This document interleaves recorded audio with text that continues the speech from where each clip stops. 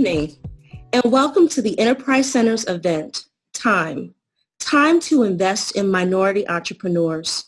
My name is Tiffany Spraggins-Payne, and I'm the Project Director of the U.S. Department of Transportation's Mid-Atlantic Small Business Transportation Resource Center. Tonight's event happens in conjunction with the Philadelphia's 36th Annual Minority Enterprise Development Week. This week highlights minority businesses and the resources that can help them grow. Over the last 4 days, organizations from across the region have hosted virtual events focused on this year's theme, Preparing for the New Normal. Many thanks to Iola Harper and her team at the Department of Commerce and the Office of Economic Opportunity for their incredible work to make this week possible. And speaking of teams, I would be remiss if I didn't mention the incredible team at the Enterprise Center. The Enterprise Center is one organization made up of many teams, and several of those teams work tirelessly to make this event possible. The Enterprise Center's development team worked closely with our Minority Business Development Agency, Philadelphia Business Center, and Care Center, along with the U.S. Department of Transportation, Mid-Atlantic Small Business Regional SBTRC Center. And I would like to introduce our very own Della Clark. As the president of the Enterprise Center, Della will give our opening remarks for tonight. Della?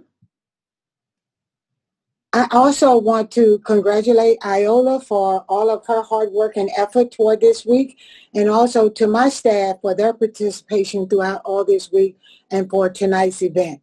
I am delighted to welcome all of you and to make a few remarks around the topic around time, which is time to invest in minority enterprises, and particularly here in the Philadelphia region. About a year ago, I stood on the stage here at the Enterprise Center because this is our date and time that we would always have an annual event in relationship to Midweek. And last year, I stood up and told everyone that was in the room that we would be launching a fund, and it would be called Innovate Capital. I am pleased to announce tonight that we have made tremendous progress toward that effort, and we have submitted an application toward licensing under the Small Business Administration Small Business Investment Company, which is called an SBIC. And I am very, very delighted about that, and hopefully next year I will be able to stand up or be virtual and tell you about the investments we have made out of Fund 1, which is going to be about $50 million. And ironically and coincidentally, since that announcement a year ago, a lot has occurred not only here in Philadelphia, but in America as it relates to COVID-19 and the spotlight that's been put on racial injustice and inequalities. And I think the topic for tonight, the discussion for tonight, is very appropriate in regards to what is going on in our country as it relates to Black Lives Matter and as it relates to minority enterprises. And so this is the time for me to do 3 calls to action. The first call to action is to Black and brown entrepreneurs who is listening to the sound of my voice. We need a business pledge from you to focus on size and scale, because SBA and most data shows that 47% of our jobs come from small businesses, but over 70% of Black and brown businesses employ 5 or less. And we need to change those numbers. We need small businesses to grow from being a little business to what I'd like to call a elephant-sized business, because an elephant-sized business generates significant revenue and can give returns. So as we think about Innovate Capital and investments in minority enterprises, we want this money to go to people and to entrepreneurs who will think big and want to grow to become the size of elephants. And so I'm looking for Black and brown entrepreneurs tonight to take a pledge. And if you're willing to take that pledge to grow to a large business size of an elephant, then email me at info@theenterprisecenter.com. My second pledge goes to stakeholders and public and private sectors who are on this virtual platform tonight, because we need you to look at your spend and look at how much you're spending with Black and brown entrepreneurs. And if it's a small number, we need you to take a pledge to increase that number, and would appreciate if you would email me at info@theenterprisecenter.com and take a pledge that you're willing to increase your spend, because small businesses need growth strategies, and one of those growth strategies come from procurement and contract, and so we need commitments in order to help them to scale to sizes of elephants. And my final call is to the city of Philadelphia. We can't become a great city without great Black and brown businesses. For too long, we have made excuses about Black and brown businesses' size and scale. And the time is now to start investing in these businesses and not in training.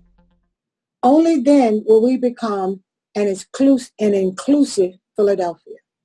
So enjoy this time. Thank you. After a video on the Enterprise Center, we'll hear from tonight's event sponsors. We'll go right into the panel discussion and wrap up with a question and answer session. If you think of a question or something to ask the panelists, drop that in the chat. We'll be using that feature for the Q&A segment, and we'll be sure to include your question, especially if it's a specific question for the panelists or for the group as a whole. We'll be able to acknowledge that. And now for our first video.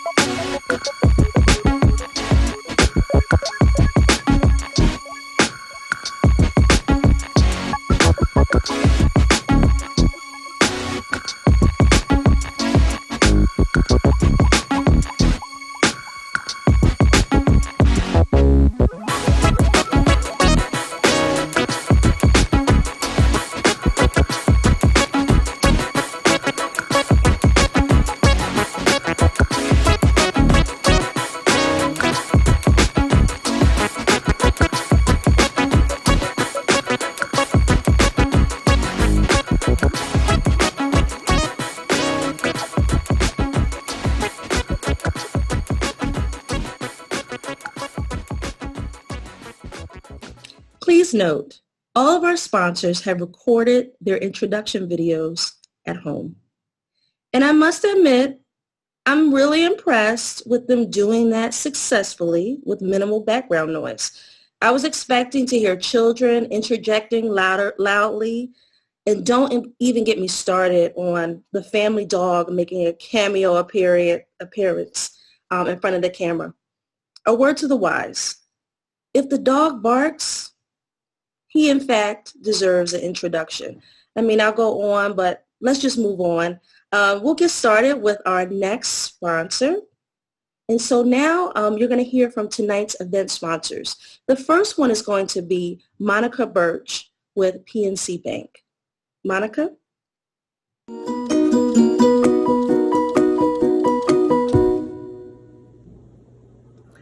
Hello, I'm Monica Birch, PNC Community Development Banking Market Manager for Philadelphia, Delaware, and Southern New Jersey.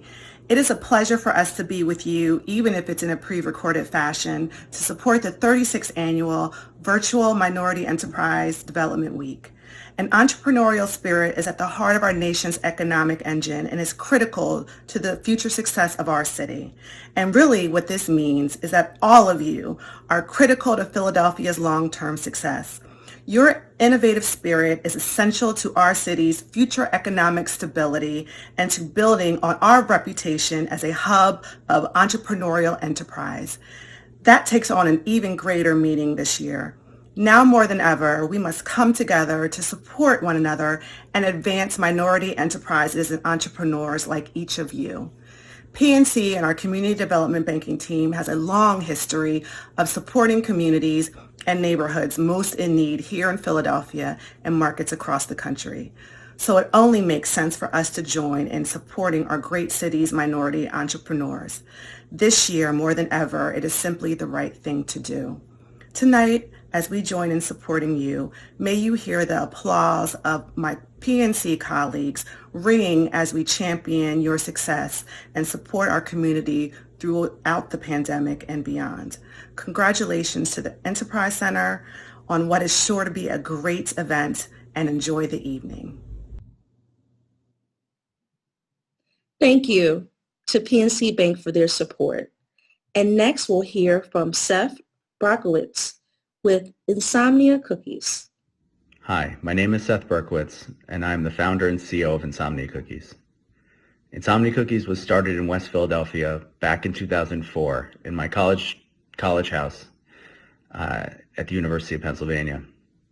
And over the course of nearly 2 decades, we tried to connect with our local communities to focus on supporting West Philadelphia. And it was never more important than this past summer when I had an opportunity to meet Della Clark at the Enterprise Center and the 52nd Street Initiative. And we made a real pact and a real oath with our insomniacs that we were going to focus on taking action, on doing as much as we could to give back to those areas and communities that gave us our start and to help with the rebuilding efforts in areas that had been challenged. We took a 3-pronged approach to really assist, and we were introduced to the Enterprise Center through local leaders in the community. We tried to connect with many others. We initiated a number of marketing efforts to support the 52nd Street Initiative, and we included our insomniacs, our internal employees, who are excited to give their time and resources to support the 52nd Street Initiative as well. And we're so proud to announce that we were able to raise over $200,000 to donate towards these efforts, and we continue to speak to local leaders, to push as much as we possibly can, and to raise as much capital as possible to help with this revitalizing initiative. You know, Insomnia Cookies was built on a small idea that a warm cookie could go a long way, and we feel very privileged to have the opportunity to give back to the local communities that allowed us to get our start, and we're committed to helping as much as we can for the long run. Thank you so much. And we now have 2 additional sponsors. We'd like to thank the law firm King Haggerty and Fortbyte LLC for their generous sponsorship. This boutique law firm has offices in Center City and Marlton, New Jersey, and they are in fact certified as a minority-owned business enterprise. We must also thank Replica Creative for their design services. You all have seen their great work in our logo for this event. Another big thank you to all of our sponsors. And now I would like to introduce our moderator for tonight's panel, Janelle Lawrence. Janelle is the director of the Philadelphia Anchor for Growth, an equity program at the Economy League of Greater Philadelphia. Prior to the Economy League, Janelle spent 14 years in procurement and supplier diversity, which makes her well qualified for tonight's conversation. I will now turn the program over to Janelle. Janelle? Thank you so much, Tiffany, for that introduction. And good evening, everyone. Again, my name is Janelle Lawrence, and it's so good to be here and to see so many familiar faces and names up on the screen. We hope that tonight we provide some value, some insight. We want this panel discussion to be interactive. And I was told that if I have to cut someone off at any point, I could do that. So what I would like to do first off is to introduce our incredible panelists. And I will start with Wade Kolkar. Wade is the Director of Supplier Diversity and Small Business with VWR International, which is part of Avantor. Wade? Good evening, Janelle. It's great to see you again. Thanks for having me. I really appreciate it. Thanks. We're glad to be here. Thank you. And I would like to introduce Gene Waddy. Gene is the Chief Executive Officer of Alpha Business Solutions and Diversent. Gene? Yes, thank you. Nice to meet you, Janelle, and thank you for having me. Thank you. And last but not least, we have Stan Arnold. Stan is a Chief Lending Officer for the Harbor Bank of Maryland. Stan? Good evening, Janelle. Good evening, everyone. Thanks for having me. It's a pleasure to be here. Thank you. All right, so we're going to just jump right into the questions. And we're going to start our first question. We're going to start with Wade. So Wade, what is critical for MBEs to have prepared and or not to do to increase their probability in assessing procurement opportunities? That's a great question. But before I get into the answer to that question, I just want to take a step back and just share with our audience what Avantor really is. If you look at Amazon, Amazon is one of the largest global distributors in our economy at this point. Avantor is the Amazon, believe it or not, of healthcare, biopharma, education, government, and advanced technology. We are a distributor, a manufacturer of chemicals, we distribute all the different supplies that you may see. And the way my daughter likes to look at it is at 4 o'clock, 6 o'clock, you see all those pharmaceutical commercials that come on. They're all our customers. So they rely on Avantor, which is the second largest distributor and manufacturer of healthcare products, equipment, instrumentation, materials, consumables, and services, especially procurement across the globe. We service the 20 largest global pharmaceuticals across the globe. And if you think about beaker to bulk, that's the easiest way to look at it. Beaker, when at the lab, and those scientists are making a certain type of product, and we can't think of anything better right now than trying to create a vaccine for the pandemic that we're trying to fight. Everything from that bench to all the way to production to those into the store, they rely on Avantor supply chain. So we have a global footprint of over 200 manufactured distribution and sales centers in over 30 countries. That's how large Avantor really is. And it's our electrical data interchange, our platform. Just like if you go on Amazon, you want something tomorrow, you want it fast, you want it quick, you want it reliable, something reliable with the product quality. You want a chemical that can be tested. You want a antibody that you know has been produced, and FDA produced. You look at Avantor from beaker to bulk, from the time someone takes a pill, from the time they make it to the time they look at our distribution channel, look at us as far as someone to be able to provide those type of offerings. But to answer your question as far as what MBEs should be doing at this particular moment, if you are, I'm taking another step back, many small businesses and many MBEs or minority-owned organization entrepreneurs, we don't manufacture a lot. We sell our personal equity, our talent, but really actually manufacturing and making an actual product that goes into making a glove softer or making a light bulb brighter. A lot of our minority entrepreneurs, we don't do that. So the space we fall in is we either are a distributor, we work in personal services, or we are a reseller. We're a reseller. So at this time right now, COVID, if in your supply chain offering, your product offering as a minority business entrepreneur, you're not offering some type of healthcare product offering or something, you're not pivoting where the needs are, that's the biggest gap.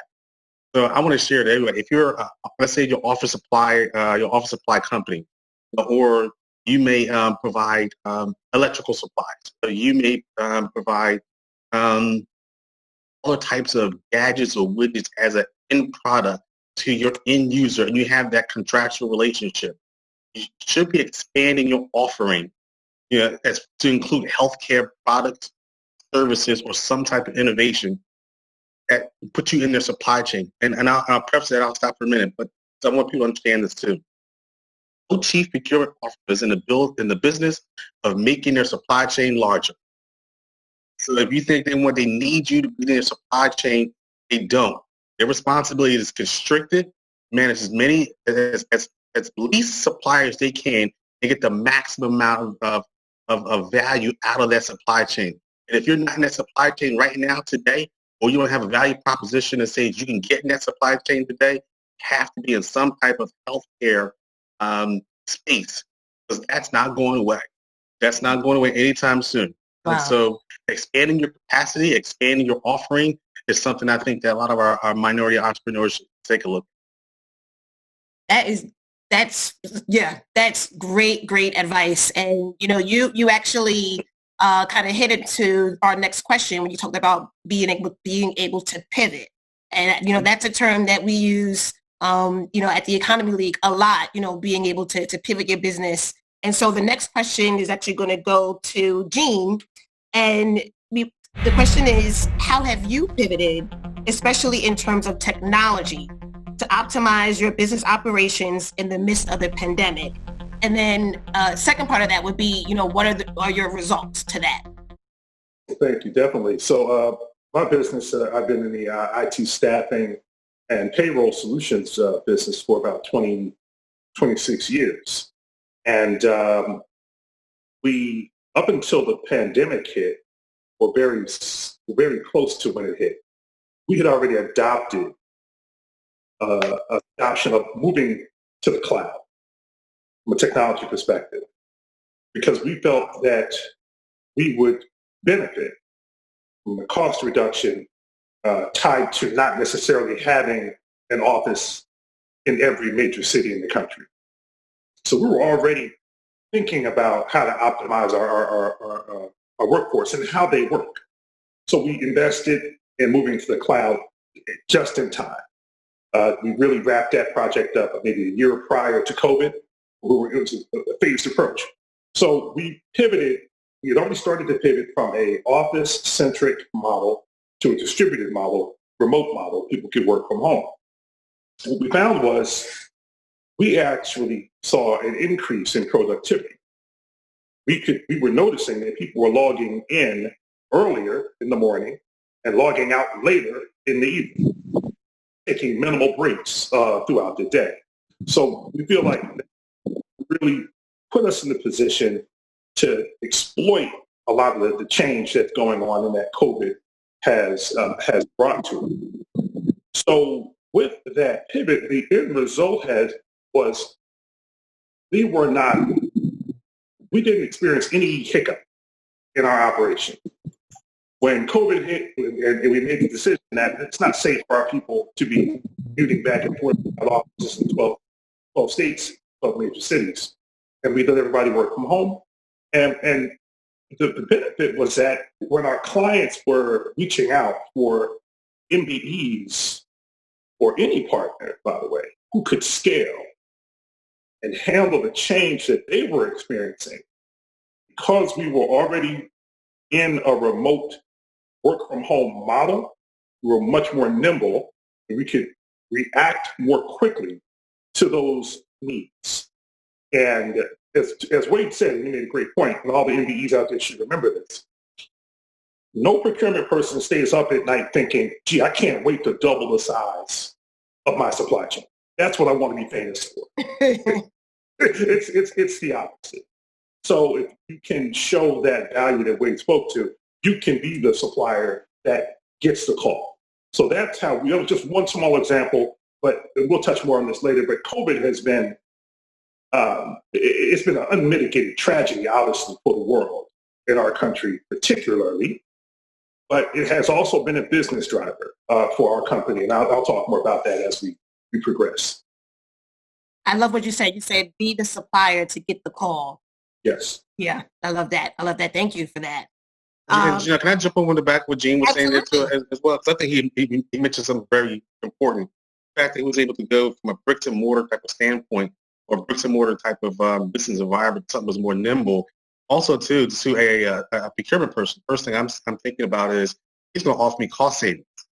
And he can offer me cost savings, because as opposed to building in his business model, where that you're looking at price solely, he's offering me now something that's smaller, more nimble, not as cost inhibited on my bottom line.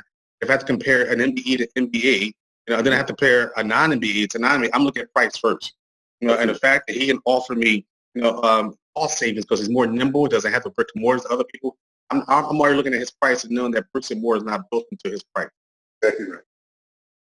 That's a great point. That's a great point. Thank you, Wade, for that. So now let's shift gears a little bit, and we're going to talk about capital. I think, everyone, that's a question, or that's a topic that's on everyone's minds right now. So Stan, there was a significant need for capital for MBEs pre-COVID, and now even more so. So, what trends do you see, are you seeing in your industry when it comes to MBEs actually really assessing capital? That's a great question. And just to give a little color to my response, I just want to say to the audience that Harbor Bank of Maryland is a minority-owned community bank. We're about $400 million in assets, but very, very similar to the community bank, United Bank of Philadelphia, up in Philadelphia. So when it comes down to the bank, we were founded in 1982 with the mission of providing access to capital to the underserved markets. But more than anything, we like to look at ourselves as being a community bank, and we see the value in the community platform and the community banking platform. But we're about 7 months into this COVID crisis at this point. So we're seeing things that are trending in some different directions. The one thing that we're seeing more than anything is we're seeing opportunities for small business owners that are able to really embrace, creativity. Because when you think about a bank, mostly everyone in the audience has at least $1 in the bank, right? And when you put your $1, $1,000, whatever that number is in the bank, the number one thing that you want is to get it back when you need it. As a bank, what we do with the money that you put in the account is we lend that money out, and we make money off of the spread, the difference in what we pay you in interest and what we charge in interest. But ultimately, the number one thing that we have to do is we got to make sure we get your money back so we can give you your money.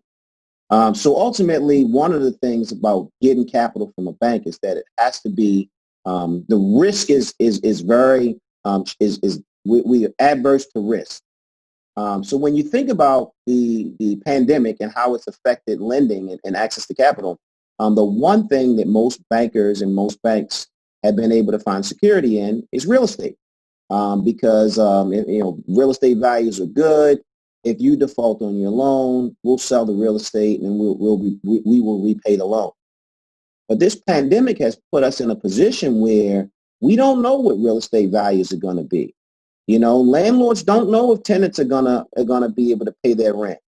Some of the restrictions that were put on, just gatherings and businesses not being able to open means that entrepreneurs aren't able to pay their rent, and then landlords aren't able to pay their mortgages.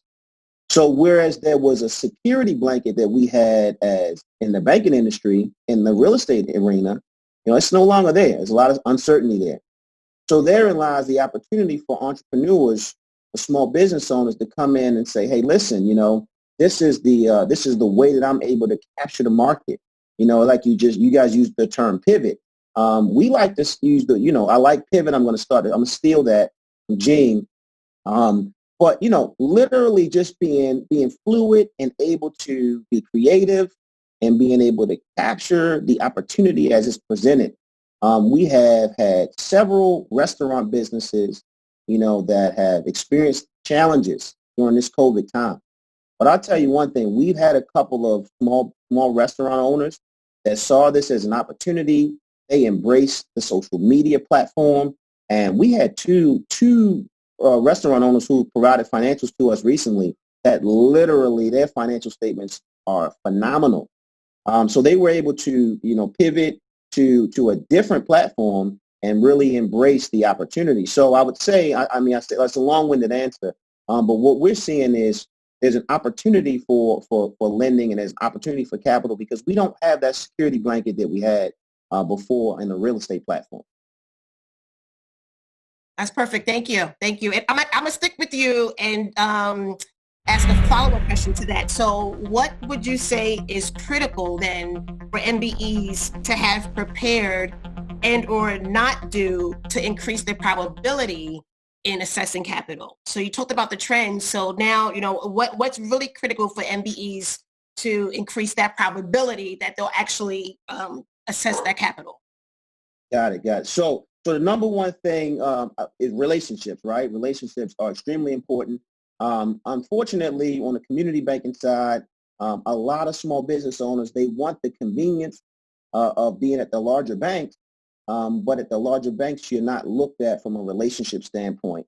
On the community banking side, we try to make sure that, we embrace relationships. We know that's important. We want to hear the story. We want to understand the story. We want to understand the business owner and the vision of the business owner. So that relationship is important. Whenever I speak on a panel of small business owners, I always advise them to have a board of directors. Their board of directors is going to include their accountant, their banker, and their attorney, and hopefully someone in their industry that can mentor them, right? That's been there, that can mentor them. But your accountant is going to know your financials. He's going to know them. He's going to be able to help you as far as projections are concerned, as far as your historical financials. And he's also going to know bankers. So he's going to be able to recommend you to, this banker at this bank, et cetera, so you can build those relationships. But remember what I said in the beginning, the number one thing that I have to do as a banker is I have to ensure that I have Janelle's money when she comes to withdraw her money. So therefore, when you come to try to access capital from the bank, the number one thing you have to show me is your ability to service the debt, your ability to repay the loan. I was taught way back in credit college, no matter what you do in lending, you always got to be able to answer the question, how do we get repaid? So as a small business owner, you have to be able to show from a calculated standpoint, because remember, entrepreneurs are visionary people. They see it and they know it, but we as bankers, we're not necessarily visionaries. We need to see it in black and white. So being able to show the calculated way that you can repay the loan, you can repay that capital that you're requesting is extremely important. Wow. Yeah. Hey, John, can I jump right in there as well? I think Stanley made a great point. I couldn't think of a better opportunity for us to make sure the theme of this panel discussion is the time is now, and the time is right now, especially for small businesses. If you look at all your larger businesses, like your airline business, the fashion industry, the movies, auto industry, they're laying off. They lay off left and right. So the government is very, very, very aware of that. So the only economic impact is going to come on your small businesses. So they want to invest in small business because they hire at a faster clip. They're more nimble. They're looking to pull in people and need more help. The resources there. So looking to hire. They know for a fact that small business hire at a faster clip than a large business. We're seeing it now as they start to close down. But to Stanley's point, one of the things I say, I make it real black and white. If you're a CEO, you better know your pipeline business. You got in your pipeline. What's in your pipeline? What's the value of that pipeline?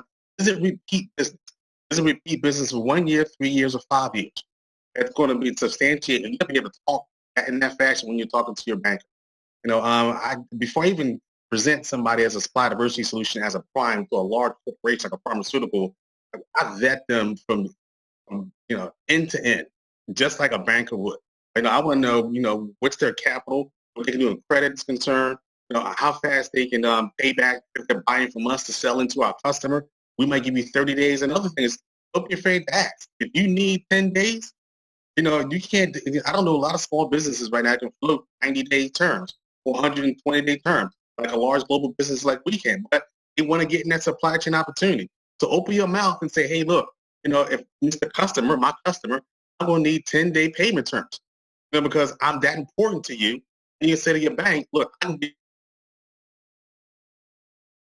you your money in 30 days because now I'm getting my bills paid in 10. And this is my pipeline business. If you can't speak in those vernaculars, you're in the wrong business. you should not be talking to Stanley right away. You should understand. You should be looking at what's your pipeline business, what's repeat business that you know that can substantiate your organization, and then what's your expenditures that you know you got to pay out as you start to grow. Yes. Gene, did you want to add anything else to that point?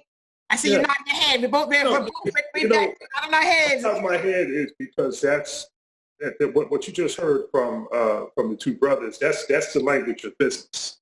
Yes. That's the language of business, and I would almost say that's business 101, because you can have a great idea, but the bank hears 100 great ideas a day.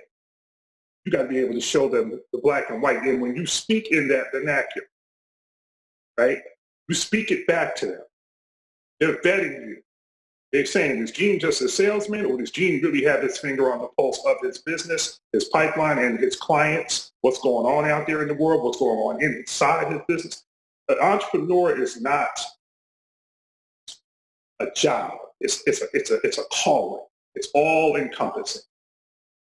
Entrepreneurs, if you really want to call yourself that, that's a 24/7, 365 existence. It's who you are. There is no, I'm off today. I don't take calls on Saturday. I don't work when I'm under the weather. Like all the things that you would think, that goes out the window. So you live your business. You live the numbers. So even as Wade was just throwing it out there, you know what I was doing? I was going, well, yeah, my gross profit is a little bit down, but my top line, top line. about 25 over track and run rate. But if this comes in now, see, then I have to go back, because see, those payment terms are like 30 days. My interest is 8.25. I got to talk to my banker about that. My mind is already going. And they say, well, this contract here, that funnel now is coming down. That could be another 6 million in gross profit. That it's part of you. And if you don't understand the numbers, you can't roll up in the bank and expect anybody to take it seriously. Or one of the things that we do, and I mentor a lot of MDs, and so I'm getting excited now. Part of what happens is I tell a lot of my MDs in my roster, you got to be comfortable with the numbers. You can't be running from the numbers, because the money guys are going to test you. They want to know. And if they feel like, all right, he gets it, now let's hear this idea again. He's just not throwing around vision. He's just not talking. He's a real business guy. And so that's why I was reacting the way I was. And so I apologize. I get a little excited about entrepreneurship because, Can I piggyback off that real quick? Absolutely. Go ahead.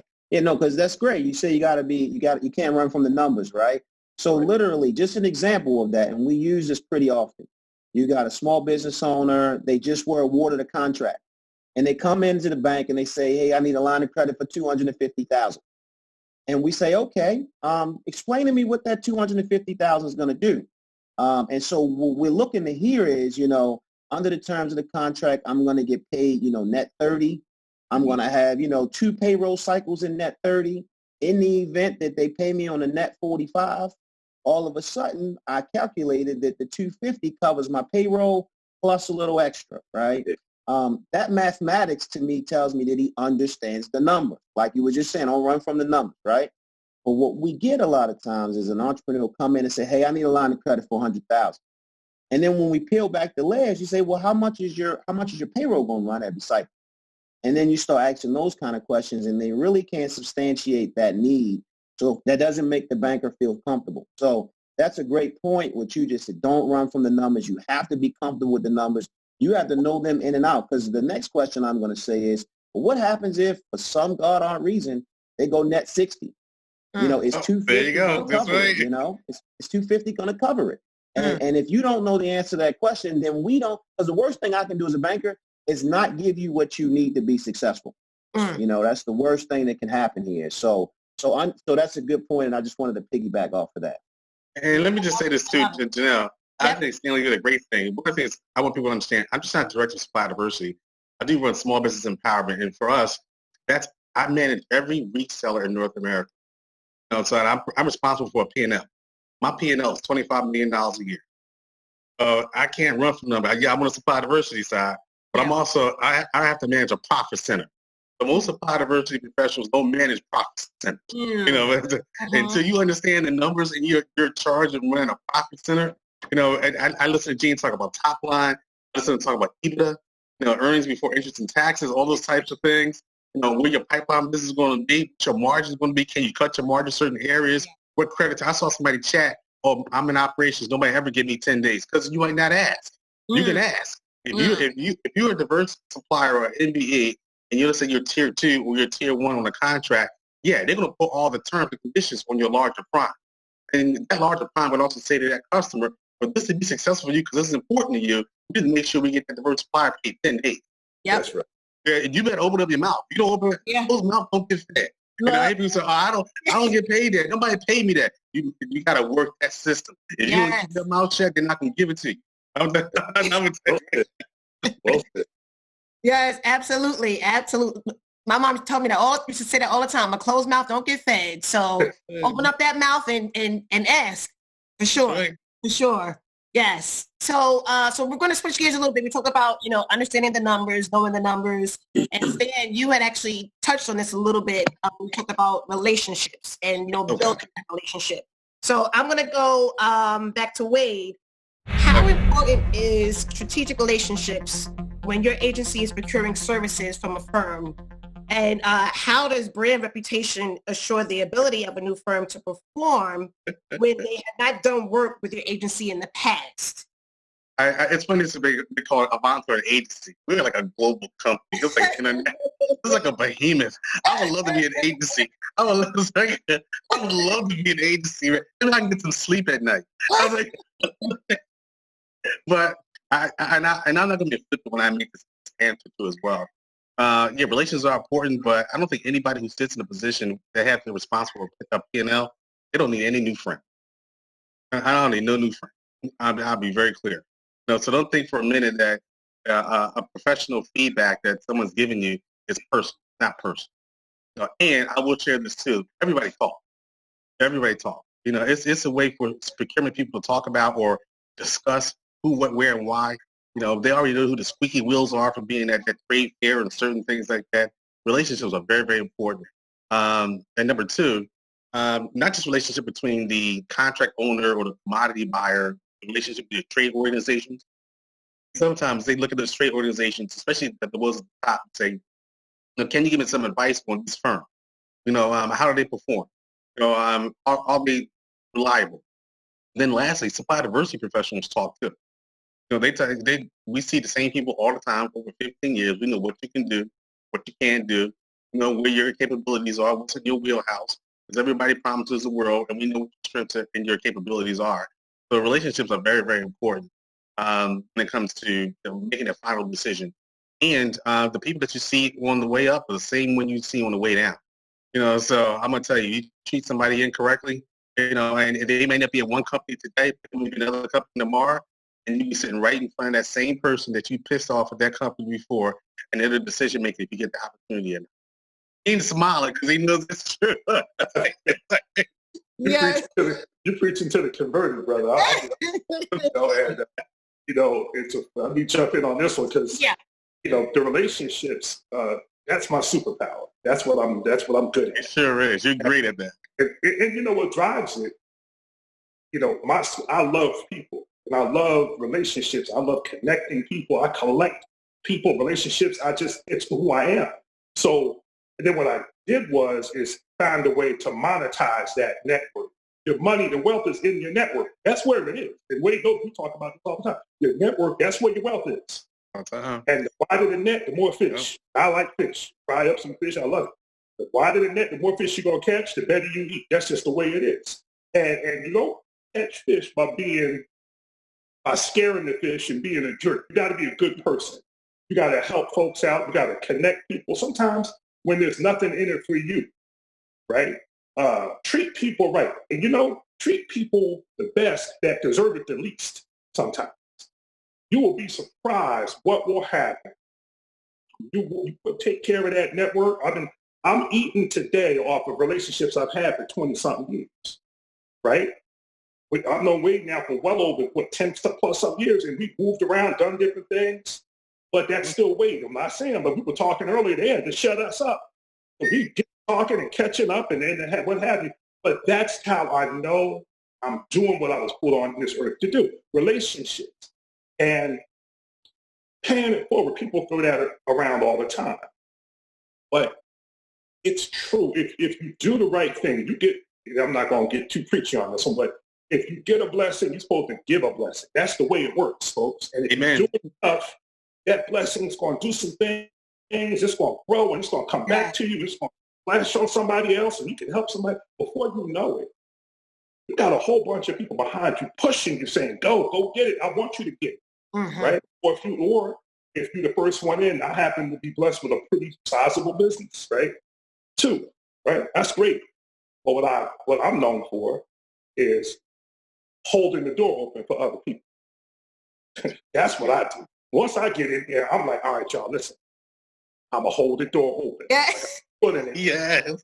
Y'all just hurry up and bring the A game, get your balance sheet right, get your pitch together. I know the guy telling to talk to you about this or that. Don't embarrass me because I'm not going to do it again if you do. But get yourself together and let's go get this together. And that's what the COVID, this whole situation, this whole tragedy that we're all undergoing, a lot of we talk about supply chain, a lot of chains have been broken. And I've always said this, I say this to all my MBEs, never let a good crisis go to waste. There have been relationships that have been completely upended by COVID. And some of these major corporations, brother said earlier about real estate being a security blanket, a lot of security blankets have been ripped away from a lot of different businesses. And now they're reassessing their relationships, their supply chain, their partners. Now is the time to go on offense. That's what I've been doing. Go on offense. Get that pipeline super duper pumped up and go get it while you can. And because things are going to shift, right? You throw COVID and you put Black Lives Matter together, that's a lot of change. So that's what it's all about. Use those relationships, actionable relationships. And I tell folks all the time, it ain't a relationship if you can't ask for a favor. Okay? I can ask for a favor. That's a relationship. That's what I met somebody at the convention, and we said hi. Okay, that's not a relationship. A relationship is, hey, wait, listen, I know the RFP is about to close. That's right. To get a bid in, what's going on? Like, can you give me an extra day? That's a favor. Now, Wade gonna say, now, Gene, you know I can't do that, but I'm asking anyway. But you might ask them, right? That's a relationship. That's a relationship. Yes. You know? And so that's what it's all about, folks. Relationships are key. That's Amen. That's, So back to you, Stan, on relationships. So we have seen that assessing capital has been challenging for MBEs when they do not have an existing banking relationship. So what would be your advice to MBEs to establish and develop a strong banking relationship? So my advice is always that you again, I would leverage the relationship that you have with your accountant first. Because one of the things that we do as bankers is we establish relationships with accountants, right? They're what we call centers of influence. They're individuals that we meet, we have conversations with, we trust each other, and they start to understand, the credit culture at the bank that I work at, and they say, hey, listen, I think this is a client that will fit into your culture, right? And then we know each other. We start to understand things that we have in common, right? So if I'm a golfer, we might talk golf talk. If you then as the business owner have the relationship with your accountant, he might then, and then he has relationships with multiple bankers, not just me, right? So there's a banker that he has a relationship with. He said, I don't think these two are going to gel. But then there's one, he say, I think you guys are going to hit it off. Let me connect you, right? And so I would say, first and foremost, I would leverage the relationship that you already have with your accountant and ask your accountant, hey, who do you recommend? I want to start a banking relationship. I want to start this process now. Is there anybody that you recommend I have a conversation with? And you start it from there. If you don't have an accountant for some reason, or maybe you don't have that kind of relationship with your accountant, I recommend that you just start at the community bank. The community banks, they have the time to sit and have a conversation, to sit and understand your business. And it's not necessarily that it has to happen right now. I mean, we've been having conversations with some business clients, for 6, 9, 12 months, just to say, hey, listen, you're not ready yet. I looked at your financials, you're not quite there. But if you hit this mark, which you're projecting, then we can get you there. We can get you over the hurdle. We understand that. So I think that I would say, go to 3 community banks. Because now what you're doing is you're trying to find a trust spot, right?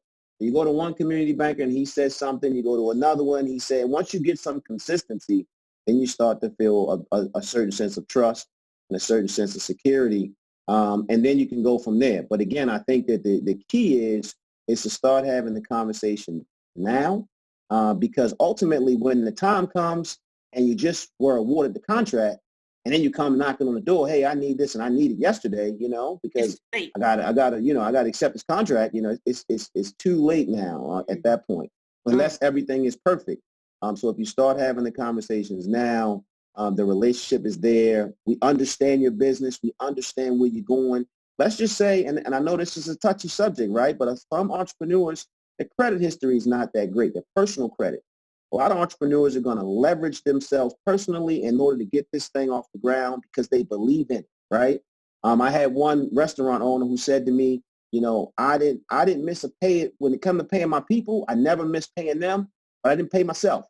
So that way I could pay them. So when you look at his personal credit history, he had 3 delinquencies, which drove his credit score down. But understanding the story and understanding that, we were able to look beyond that because, a lot of times we say, hey, listen, the person don't pay his mortgage. That's where he lay his head. It's very indicative of how you're going to pay everything else if you don't pay his mortgage, right? But his story helped us to feel comfortable in the fact that he was making the appropriate decision. Without that story, we would have looked at those numbers and saw the personal residence had latenesses and would have said, no, we can't do this. So that's my advice. Again, long-winded answer, but that's my advice. No, that's great. I mean, just being able to use that story that you just said, about that business owner, that's powerful. That's powerful. Being able to, share that story and then go beyond just, the numbers. So, wow, that's great. So let's switch gears a little bit again. So we talked, a lot about capital. So I'm going to go back to Jean and we're going to switch to investments. So do you think there are certain technology investments that all businesses should make regardless of size of the industry? Yes. I would say data security is key, regardless of what type of business you're in today. There are so many malactors out there, people who would seek to hack your systems and hold your data hostage and so on and so forth. You can't play with the big boys if you don't have big boy infrastructure. In other words, if you take my firm, for example, we work with the largest banks in the country on a staffing perspective, and I also have a payroll company. So there's a lot of personal data that goes back and forth and financial data. So the investment you have to make is make sure that data, your IT infrastructure is rock solid. And if you're going to be out there doing any kind of business, it doesn't have anything to do with size. You do realize that the majority of hacks and major data issues you read about don't start with the big company whose name you recognize. It's a supplier 5 or 6, 7 levels down that's running their business on a spreadsheet in QuickBooks in their garage. And those folks are easy targets for hackers and such. So I think that the technology security is key. Today more than ever, infrastructure is important because now the strain that is put on IT infrastructure, people are working remotely, right? Not just working, but they're going to school, college, high school, grade school. Everybody's working remotely. And then you want to run your business out of the house. So you've got to have the right infrastructure. So you can't be doing business on a 10-year, 15-year-old laptop, right? And that's your go-to hardware. So I think those investments are important. And I think nowadays, because of the prevalence of the cloud and the prevalence of the smartphones and technology is much easier to grasp and get a hold of than it was back in when I first started. And there are so many different ways now that you can connect, to one another. So that would be my answer. I think that technology can be the great equalizer for MBEs. And here's what I mean for all my MBEs out there. For many years before COVID, before we really realized that, hey, we can do business on Zoom, Microsoft Meets, and all this stuff. You know what that does? It levels the playing field for smaller businesses. Here's what I mean. Now I'm 52, y'all, but when I was younger, I could do 3-4 cities in a week. On the planes here or there, red eye. Still do, don't you? And listen, wait, don't say nothing. Don't say nothing. Listen, back in the day, I could do it. I'm slowed down. But here's the thing. Thanks to Zoom and Microsoft Meets, I could do as many meetings in a day as I can stand. West Coast, East Coast, internationally. So now I'm not necessarily worried about, okay, well, this supplier has a relationship with the CIO and they're going to go play golf and they're going to do this and he's going to take them to the Knicks game. All right, maybe not the Knicks game, but I'm in New York. I love my Knicks. Sorry. But whatever it is, if you're a smaller startup, it's hard to spend that kind of money, right? Look at MedWeek. And I know Della's probably laughing right now because she knows what I'm going to say. I've known Della and Victoria for 16 years. I couldn't always go to MedWeek when I started, because it was expensive. Plus, it's called MedWeek, right? I didn't have a day, not midday, right? So I couldn't afford it. Plus, I didn't have the time. But now I'm on all kind of conferences and things. And I used to just say, listen, I can't be. Now I'm on it and I'm participating like I am today. And I'm very happy. So now I can compete. I can be more places for less money. That is a win for the MBEs out there, right? You don't have to worry about somebody's got more money to spend on that ticket to fly. Yeah. You get on that call and make it happen. And by the way, if you've got your game together, you got the proper presence, and you're able to project. You see, what's funny is that this new platform, there are some people who are very dynamic in person and can sell and glad hand and backslap, and we're going to go to the golf course and do all this stuff, and they're terrible on Zoom and Microsoft Meets. That's an opportunity right there. so that's my little contribution, Wade. Thank you. I love it. He is so spot on. Trust me when I tell you, Gene is so spot on. I'll tell you, I've been to a couple of cities, but I'm not going to tell. I've been to a couple of cities with him throughout the country. He raised a good point. He said, big boy infrastructure. We talk about technology, big infrastructure. We talked about your malware and spyware and the security. Here's another one too as well. I think people should start investing as far as technology. How does your current customer and your future customer, or their current customer and their future purchasing, how do they purchase today? Yes. And nowhere in the world they're gonna be saying keep purchasing or send you emails for whatever the case may be. They have Ariba, they have Jaeger, they have all these different electric data interchange platforms. That's hard and it's expensive. It's very expensive for an MBE to even invest in these types, but they want the same purchasing experience. And if you were a global or a national organization, one site may purchase differently than another site. And you may have to be able to deal with different electronic data interchange platforms. We talk about technology concern. How do you report out your KPI? Do they upload your KPIs or key performance indicator in a certain portal? And you might have to have the technology to be able to do that. If you don't have the technology, that's when you need to reach out to NBDA or some other trade organizations to find out, can somebody give me a third party to help me invest in these types of portals of technology so that I can know what the future of my organization is. And then if that technology is there, or you're investing in your technology, now you can go back to Stan and say, hey, look, a portion of my pipeline business, I'm investing in technology because that's how they buy.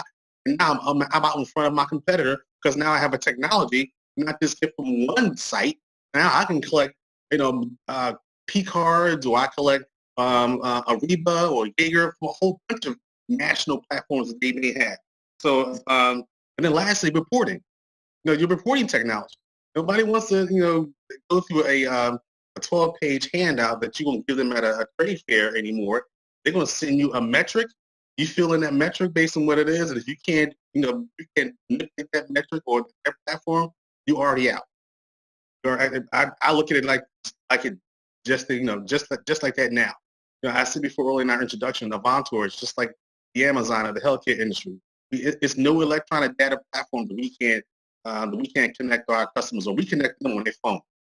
So they can purchase, just like you want to buy something on Amazon on the phone, they can buy lab equipment from us while they're in the car. They can actually speak it into their phone, and it goes right into our portal system. Order it is in their desk tomorrow morning. So if you're not investing in technology, right now, and how people buy, their buying habits. I'm already telling you right now, Uber Eats. You can buy something with Uber Eats and it's on your step in an hour. That's telling you right now you have to invest in technology. People's palate for what they want right now is totally different than it was before the pandemic. Yes. Thank you. So right now, we're coming up a little bit on time, and we want to leave a little bit of time for the question and answer portion. So it's my pleasure to now introduce Victoria Hosendorf, someone who really doesn't need an introduction because we all know and love Victoria, the Executive Vice President of the Enterprise Center. Victoria? Thank you, Janelle. This has been a great panel. There's been so many questions popping up in the chat. I thought I was going to sit back and just listen. I don't know about y'all, but I got notes. I got all kinds of notes. If y'all go to the chat, Gene, they done wrote a whole book about you. Gene said, these are great words of wisdom from Gene. Did you get that from Wade? Dan said, so I'm going to read through some of those that I captured. I got Gene's cell phone if you want it. Put it in the chat. So there was a couple of questions. I'm going to read some of those, and some of them may be directed, like banking one to Stan. I'll direct those specifically to you. Our first question that came, it says, I'm sorry, I answered that one already. If COVID disappears tomorrow, would you preserve any of your COVID pivot or just go back to the way you were doing business before? I answer that one. I'd be happy to answer that one. It's no such thing as a new normal. This is the same. This is going to be it. I'm not going back to the way I used to do business before. And if an MBE can't keep up to the way we're doing business now, it's just, I put them at a disadvantage. And I'm also putting my company at a disadvantage. So, this is new normal. It's regardless of COVID is here or not here, it made us pay attention to the appetite of the end user, the speed of business, the speed of what people want, the end user, the customer, all those things. And it made us look at it and say, it can be done. Because we used to say, this is where we always did things. And now that's no longer an excuse anymore. It's not the way we have to do things. I agree. I'm in a similar position. COVID, like a Della's favorite word that I like to use, and she always repeats it back, is a silver lining in COVID. And the silver lining is it did open your eyes to some different opportunities. For us, we are actively breaking a lot of our long-term leases in these major cities. I realized that, look, Diversant and Alpha are both growing through the pandemic. No one's been in the office. We got one person in each office that goes and checks the mail. So we're on there breaking leases left and right, and we're not going to go back to that model. Travel and entertainment. As an owner, you don't think I'm going to look at that again? My own travel is not just the travel of the team. What's really necessary? Do you really truly have to fly, to California first class because you got to be there by tomorrow morning? Is that really, really necessary? How we handle our health best practices, hotel stays, travel, whether we're going to have these big, huge conferences anymore. Probably, but it'll be different. It won't be as frequent. We're going to be looking at those dollars very, very carefully. And in my business, in the staffing industry, we're in the business of people. And there was always this raging debate about, can you build team cohesion remotely, right? Can you build a sales culture without having everybody in the room and getting them all rah-rah and go out there? We're proving that you can. We have people who have started, new employees who are being trained remote in other states. You know, well, also here's another opportunity. I live in New Jersey, and our headquarters is in Red Bank, New Jersey. Forever, I was like, listen, if they don't live nearby Red Bank, I'm not hiring. You know, as far as the New Jersey team, right? Like there was something magical. They had to be in the office. Now, because the expectation is different and because of COVID, I'm going to get the best talent regardless of where they live. I'm getting great talent that might live in a lower cost state or city. Think about that, right? So these are all things. So the short answer is, no, I'm not going back. I'm going to take the best of what worked and tweak it. That's what all entrepreneurs should do. All right, thanks. Stan, this is an M&A question. Someone's asking about acquisition. So if a firm is interested in acquiring another business, how could they go about not only working with your bank for support on this venture, but even a local bank here in Philadelphia? Again, it goes back to just having the relationship so you could have the conversation. I think that a business valuation on the business that's being acquired is something that you should be very knowledgeable of before you start to have the conversation. Because once you start having a conversation, now you're talking about, how much they're going to cost. And again, how do we get to that number? So that business valuation of the cost of the acquisition is something that you should be, very familiar with, understand it, and be able to have that conversation. But I would just say that, again, it goes back to my recommendation of having a relationship with a community banker to be able to talk things through. And the one thing that I will say to all the small business owners out there is that no matter what, we as a bank, we still have to produce loans, right? Loans is how we make money. We can no longer, produce loans the way we have pre-COVID, so we're put in a position now where we have to think outside of the box as far as our prospecting efforts and as far as the conversations that we're having. We can no longer just rely on the relationship that we had with that real estate developer because we knew that every year he was going to acquire and sell, right? And we knew that was going to work. So now there's an opportunity for business acquisition type opportunities to be something that a banker is going to sit and listen to. And so I would say that it's a great opportunity just to start having conversations because bankers are going to be open to listening because the credit culture is going to change. I mean, COVID has affected every single industry, right? So the restaurant industry isn't the same. The multifamily industry isn't the same. The commercial space isn't the same, right? Even church lending isn't the same. Like anything you could think of has all been affected by COVID. And so it makes us have to think outside of the box, and it gives an opportunity. I mean, it leads its way to opportunity for small business owners. Great response. Another question, and it goes back into that lending piece, but this is that gap financing. A larger problem I'm facing as a small business is getting something like a business line of credit that can be used from the time from winning a contract to when the invoice is paid.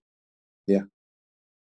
And we run into that pretty often. So again, the good thing about it, if the business was good enough to win the contract, that speaks volumes within itself. That's a great starting point that you've done something right throughout that process where you were able to win the contract. Now, most small business owners need that next step. And that's that line of credit to cover payroll or to cover, expenses until you start you get paid on your invoices. So that's where the conversation about understanding the numbers, understanding whether this is permanent working capital versus true working capital, understanding is this a payroll need versus, we literally need, infrastructure. This is an infrastructure need, So understanding that and then having a conversation because there's ways to cure both deficiencies, right? There's ways to cure both, but you have to understand that because my conversation with you, if this is truly just, hey, listen, I'm getting paid net 30, net 45. I got 2 payroll cycles that got to be covered. As soon as that payroll comes in, that's a different conversation. That's easy, but if you're saying like we literally have to acquire equipment, in order to get this thing started, that's permanent working capital, and that's a different solution.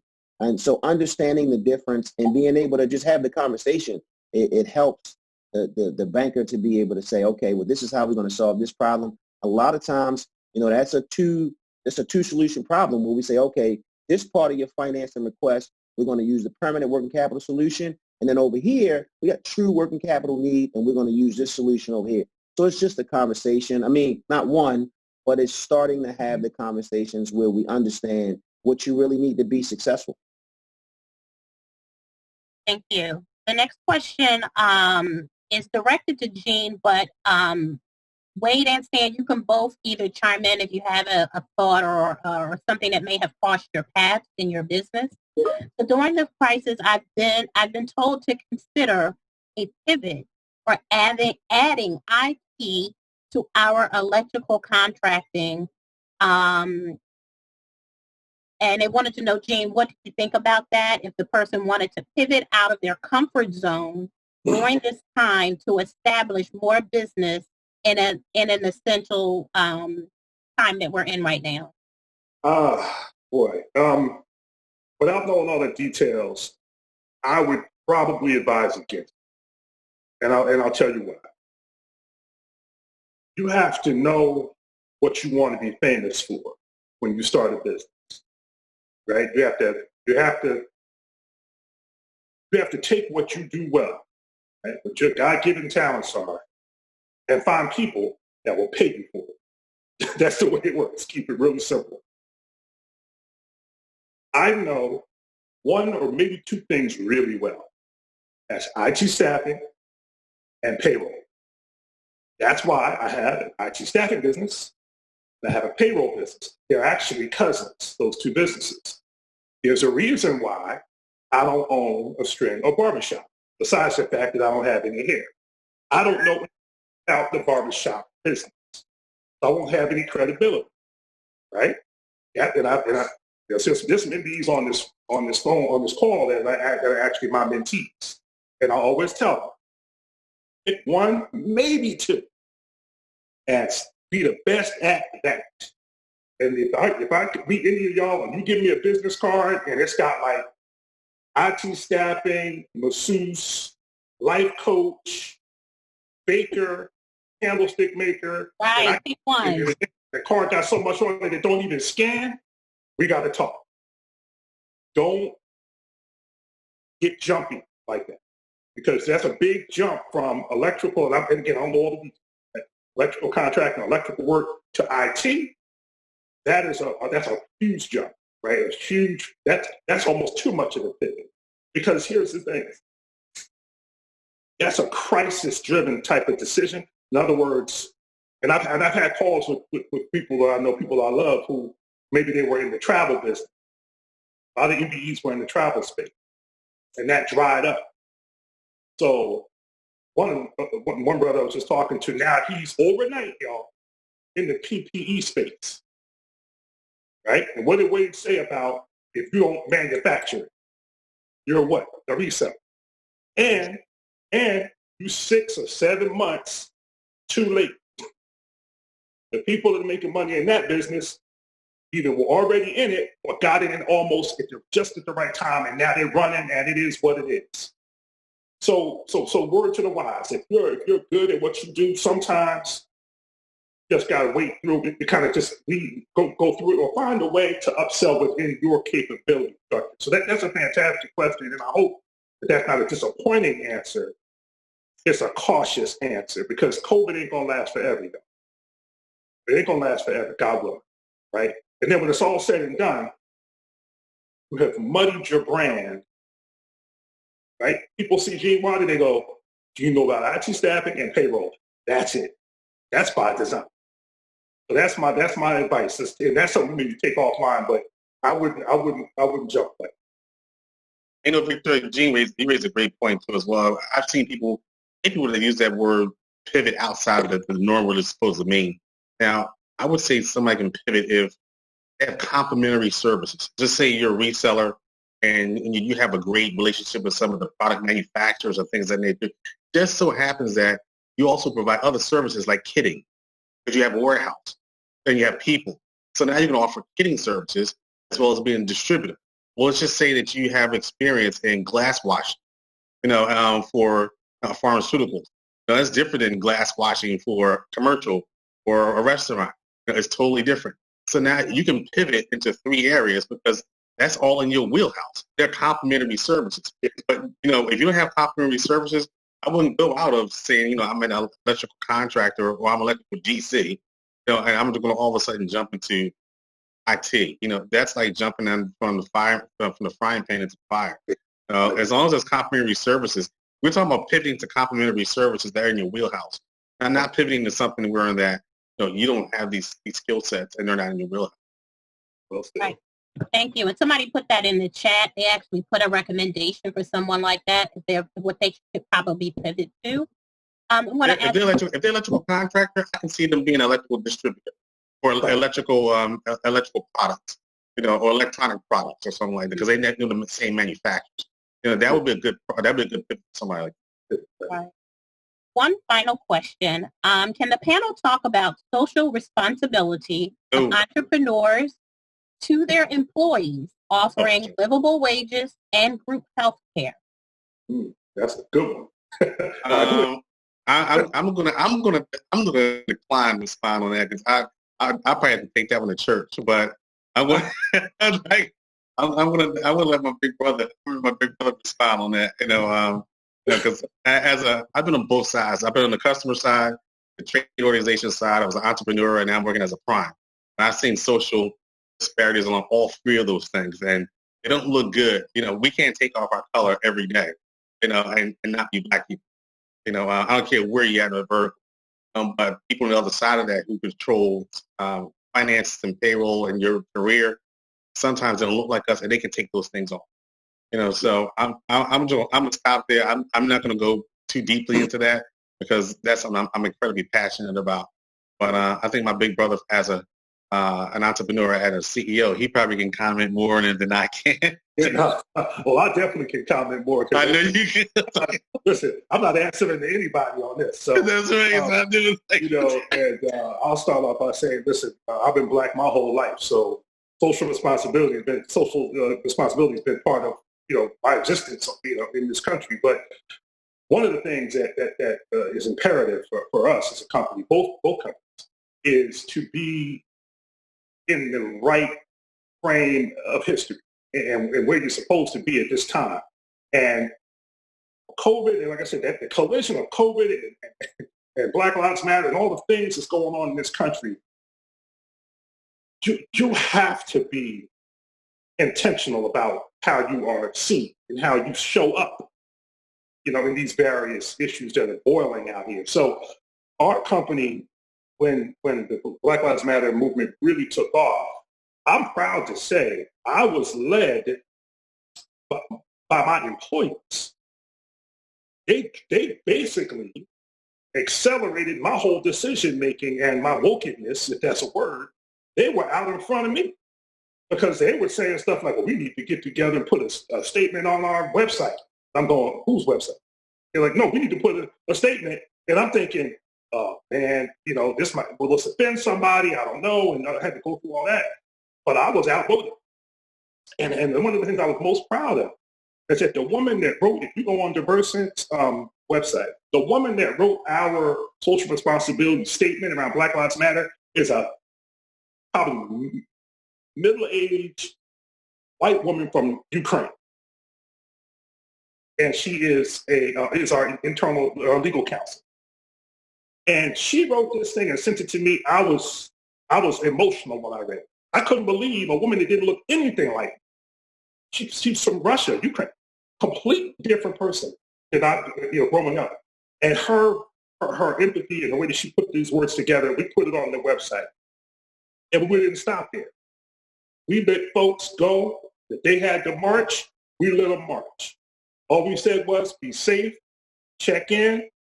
Some of us went together. Some of us went with our children.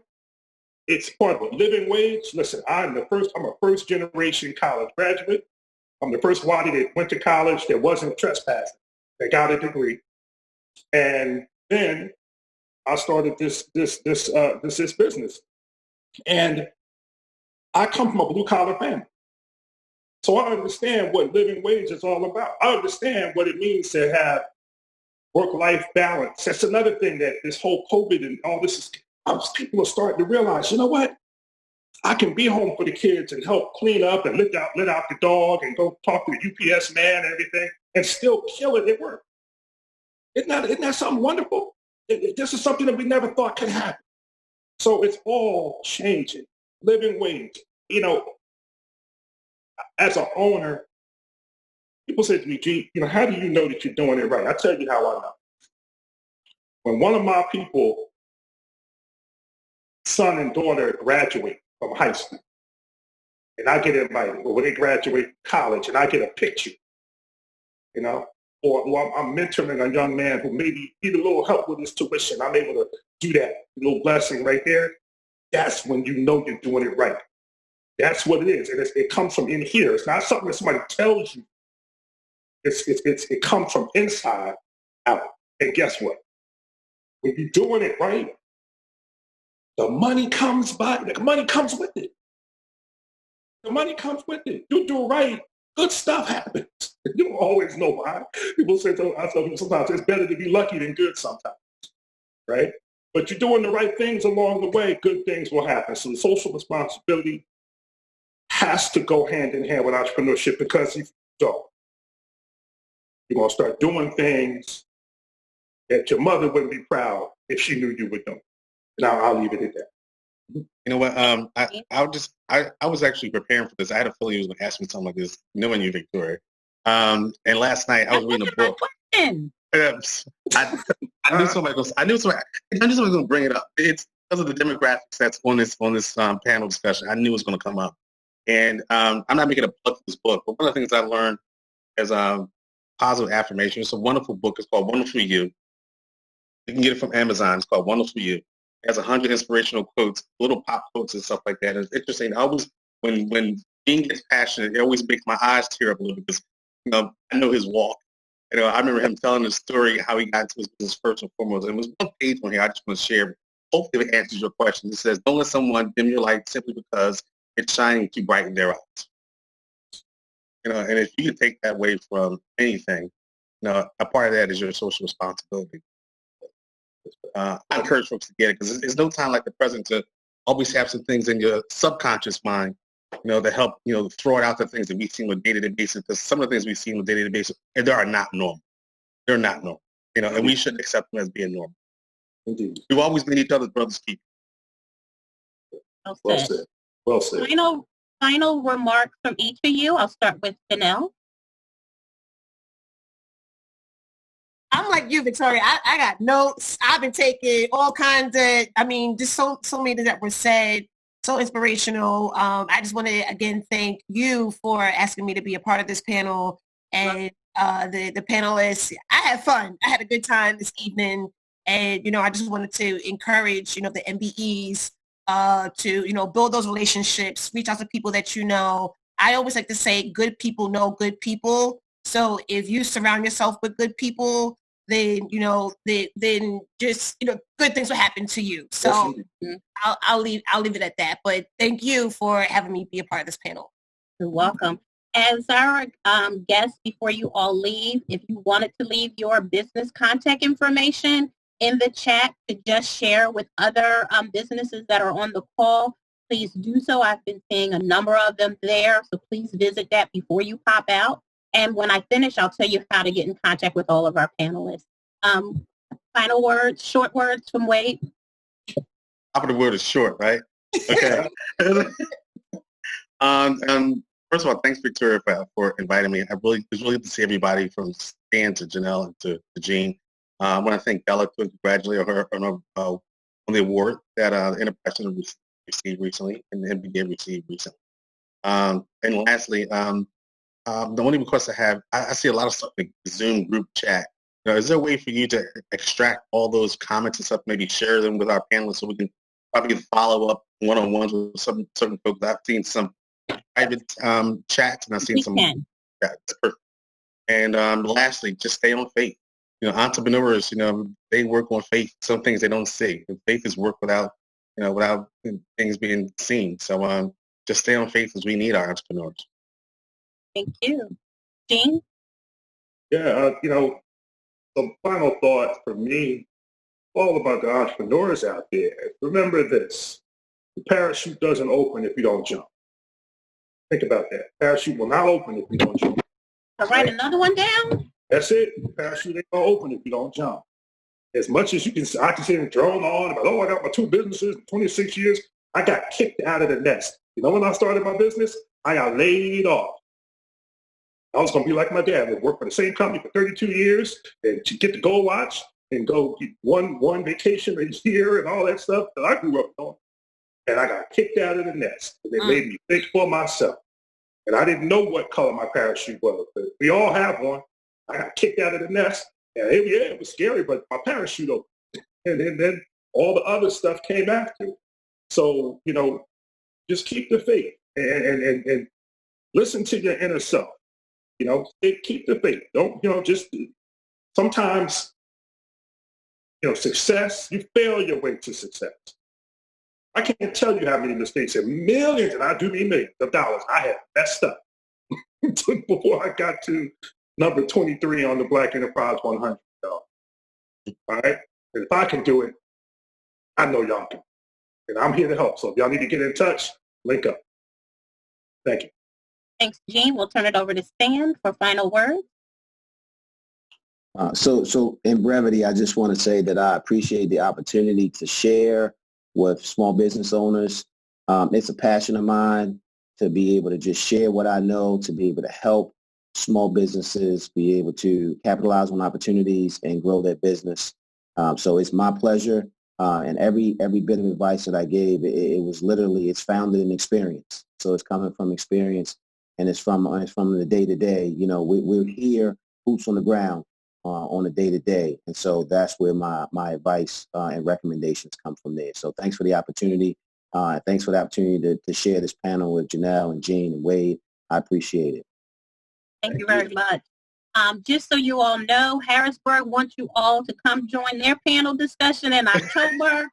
I'm going to pull that information from the chat and send it to you guys, and y'all can figure that out. It's been a lot going on over there in that chat right now. I'm going to read something really, really quick for you, just to, as people are still on here. We still have a couple more things, and I do have a call to action for you guys. Be the supplier to get the call. Be ready for the call. Are you offering cost savings? Create creativity. Be fluid and capture the opportunity. You must have the ability to repay that debt. Don't run from the numbers, knowing them in and out. Closed mouths don't get fed. You must ask for what you need. Relationships are important. Your wealth is in your network. Learn to look out for the open door. Never let a good crisis go to waste. It ain't a relationship if you can't ask for a favor. Leverage your relationships with your accountants. Entrepreneurship is a calling. Banking relationships start with your community bank, and make sure you visit at least 3 of them. Tell your story. Data security is key. Technology can be the great equalizer for MBEs. Big boy infrastructure. And the last one that we heard, the parachute won't open if you don't jump. So I want to thank our panelists again for a great conversation today. I also want to start by thanking all of our donors. We did not expect the money that came in. We appreciate it, and it helps us do the work that we do at the Enterprise Center. So definitely thank you to all our donors. Our sponsors, PNC Bank, Insomnia Cookie, Kang, Haggerty, and Fetboy, Replica Creatives. Our MC for tonight was Ms. Tiffany Spraggins-Payne. Our moderator, Ms. Janelle Lawrence. Our panelists, Mr. Wade Coklaw, Gene Waddy, and Stan Arnold. Our TEC MedWeek team, thank you very much for taking all of my ideas and making this event happen today. I appreciate and love all of you for being able to, every year when we do these big events and I come up with another idea, and you all always help me execute it, so thank you very much. Our AV team, we can get a round of applause for Bruce Johnson and his team. They have been phenomenal of pulling us in and doing run of shows, and this has been great. And Bruce always has been there to support us. If any of you came to our event last year and that big excellent screen that was up, Bruce and his team worked tirelessly to get that done, and I appreciate you for that, Bruce. And we want to thank each of you for participating in our MedWeek celebration. But you can't go just yet, because I have a call to action. I'm going to start with the call to action from Della Clark. So her call of action was a business pledge for all of our MBEs that are still here to focus on scaling your business to the size of an elephant. The second call of action was to our stakeholders. Look at your spend and take a pledge to increase spending with Black and brown businesses. And the third call of action was to the city of Philadelphia. The time is now to invest in Black and brown businesses. I'm going to give you my call of action. So our theme for the week for MedWeek has been preparing for the next normal. And our theme for today is time to invest in minority enterprises. This is the 36th year that we've been celebrating MedWeek in the city of Philadelphia. And now is the time to support our local, small, and diverse businesses. Time to buy Black has been our hashtag. Now is the time to look at incorporating more MBEs into your supply chain. If not now, when?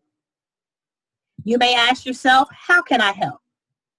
We are always looking for ways for procurement opportunities, so you can send those our way, and my team will make sure that we get the best and the brightest MBE to you.